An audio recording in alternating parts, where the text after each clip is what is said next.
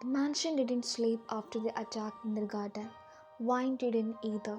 All night she heard footsteps echoing through the halls, low murmurs of guards, the clink of guns being loaded. Jungkook's orders rang out, sharp and merciless, his voice like steel slicing through the silence. Every corner of the house felt heavier, thicker, with danger, like the walls themselves knew war was closing in. She sat curled on the bed, knees pulled to her chest, staring at the balcony doors. Her chest still heaved when she remembered the man's hand clamped over her mouth, the weight of his body pinning her against the hedge, and then the shot, the rose blooming blood. But worse than the memory of death was the memory of Jungkook's voice. Then burn with me, love yourself with me. Those words clung to her, coiling in her chest, twisting her into something she didn't recognize. Because the truth was, she wasn't just afraid of him anymore. She was afraid of herself, afraid of how much she wanted him, how much she wanted the fire he lit in her even when she knew it would consume her whole. The next morning he came to her. The door opened without a knock, and Duke stepped in, his presence filling the room like a shadow. He was dressed in black, his jacket hanging open, a gun holstered at his side. His dark hair was slightly disheveled, his jaw sharp with exhaustion, but his eyes, those eyes still burned with the same storm as last night. "You are not leaving this room today," he said simply. His tone left no room for argument. Wine stiffened, clutching the blanket tighter. "So that's it? I'm your prisoner now again?" His jaw tightened. "You always were." The words cut deep, but he didn't flinch. He crossed the room, his steps slow, deliberate like a predator stalking prey. When he reached Wine, he crouched down so they were eye level. His hand rose, brushing a strand of hair away from her face. His touch gentle, but charged with tension. "You think I enjoy this?" His voice was low, rough. "You think I like locking you up, watching you hate me? You don't get it. I don't have a choice. If I show weakness, if I let them think you are not untouchable, they will take you. And if they take you," his jaw clenched, his eyes hardening, "I will burn this city to the ground." Wine's breath caught. There was no exaggeration in his voice. He meant it. And for the first time, he saw it clearly. His chains weren't just wrapped around her, they were wrapped around him too. Chains of power, blood, loyalty, chains he had been born into. "Jungkook," her voice cracked, softer than she meant it to be. "What if I don't want this? What if I can't live like this?" Something flickered in his eyes, pain raw and unhidden. He leaned closer, his forehead almost touching hers. "Then I will make you want it," he whispered. "I will make you see you belong here with me." Before she could respond, his lips brushed hers, not rough this time, not claiming, gentle, hesitant, almost like he was asking. Her heart betrayed her, beating so fast she thought it might burst. Her lips parted, and suddenly the kiss deepened, heat sparking through her like wildfire. His hand slid to the back of her neck, pulling her closer, angering she to him. Wine hated how much she wanted it, hated how the world blurred until there was only him. When he finally pulled back, his eyes were dark, intense but soft than she had ever seen them. "You are mine," he said again, but this time it wasn't a command, it was a confession. The peace didn't last. That night the job came again.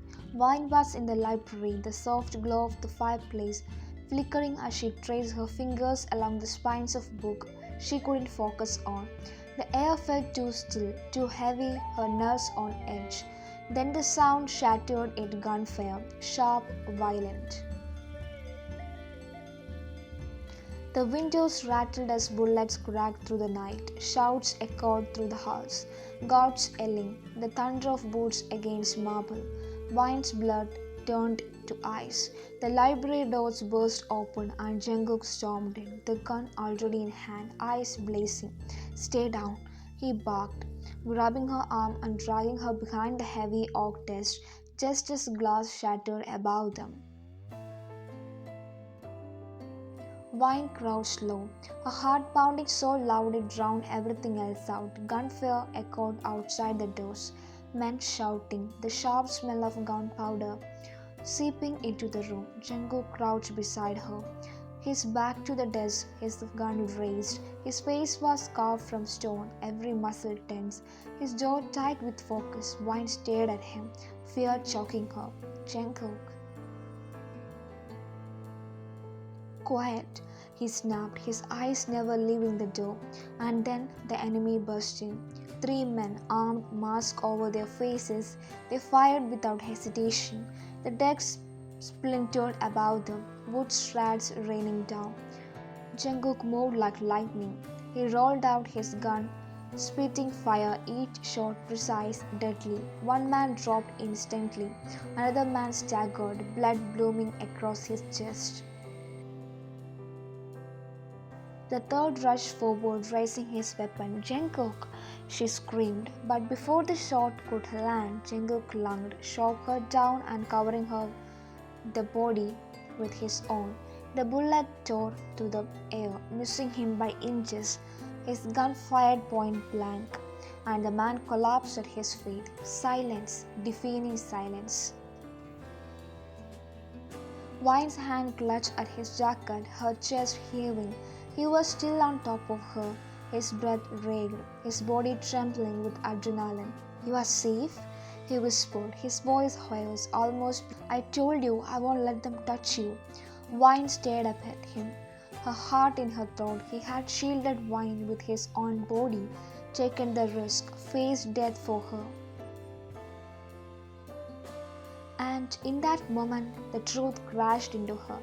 She didn't want to escape anymore, but somewhere between the fire and the chains, between his cruelty and his devotion, she had fallen. She had fallen for the man she swore she hated.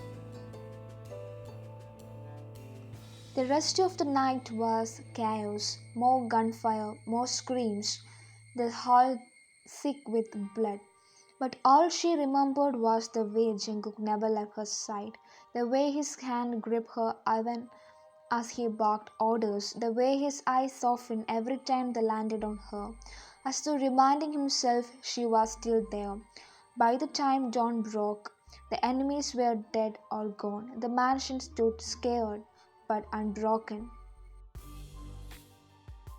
Jungkook stood in the wreckage, his shirt torn, blood staining his sleeve, his face shadowed with exhaustion. But when he looked at her, his expression shifted. The ruthless mafia both vanished, and all that was left was a man who had thrown himself in front of a bullet for his wife. He walked to Vine slowly, his hand reaching out. She took it without hesitation. His thumb brushed over her knuckles, his voice low, rough, but steady. "You are mine," he said again, but this time she whispered back, "Yes," and she meant it. Next day, the sun had risen, spilling pale gold across shattered glass and bullet-riddled walls. Men moved through the corridors, clearing bodies, patching wounds, speaking in hushed tones as if afraid to describe the fragile quiet after the storm. But Vine barely noticed any of it. All she saw was Jungkook. He stood at the far end of the hall, his broad shoulders rigid, his black shirt torn and stained with blood, some his, most not. He was giving orders to his men, his voice sharp, commanding every inch of the mafia king they feared. But when his eyes flickered to her, just for a second, that mask cracked.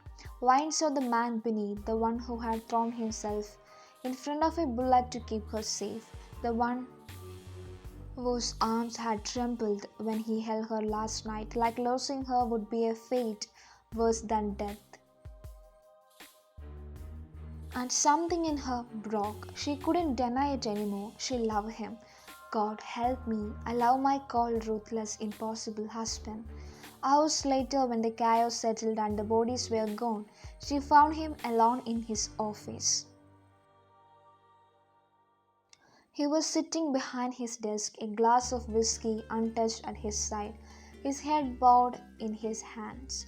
The sight of him, powerful, unbreakable, John Jungkook, almost human in his exhaustion, made her chest ache. She stepped inside quietly, closing the door behind her. His head snapped up at the sound, his eyes immediately sharp, scanning her for harm. When she saw she was fine, his shoulders dropped slightly, but his expression stayed guarded. "You shouldn't be here," he said roughly, his voice frayed. "It's not safe." She crossed the room anyway, her step steady. "There is nowhere safer than with you." The words seemed to strike him, his eyes darkened, his jaw tightening, as if he didn't dare believe what she was saying. "You don't understand what you're saying," he muttered. "I'm not a man you can love. I'm not gentle. I don't know how to be. All I can do is cage you, chain you, because the thought of you slipping away," his voice broke, just barely, "it kills me." Her heart twisted. She moved closer until she was standing right in front of him, forcing him to look at her. "Then let it kill you," she whispered, "because I'm not running anymore." His breath caught, his hands clenched on the desk as if holding himself back.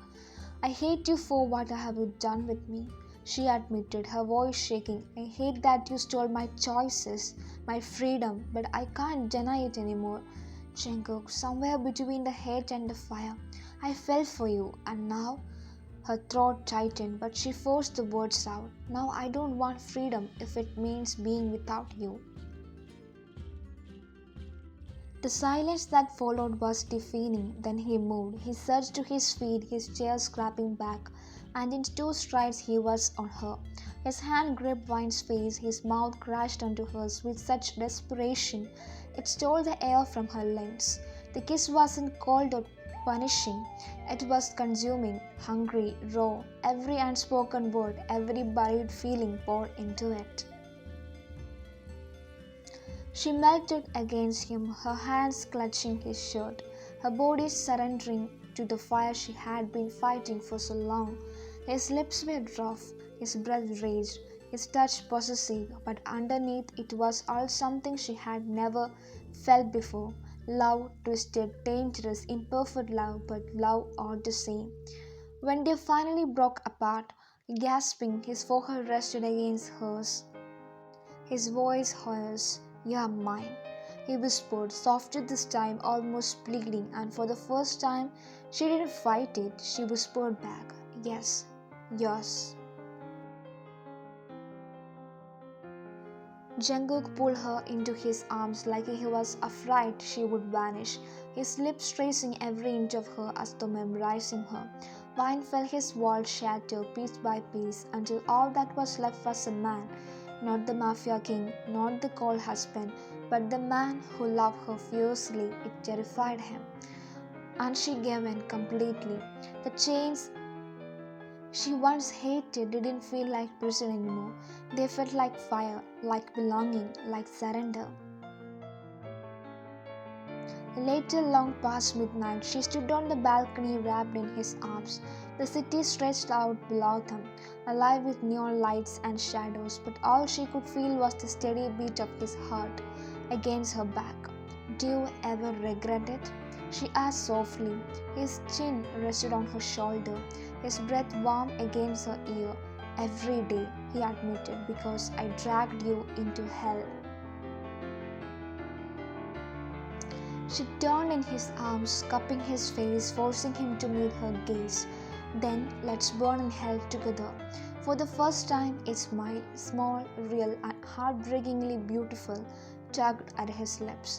He kissed her again, slow and deep, under the midnight sky, and she knew, no matter how dangerous, no matter how bloody, no matter how impossible, she loved him.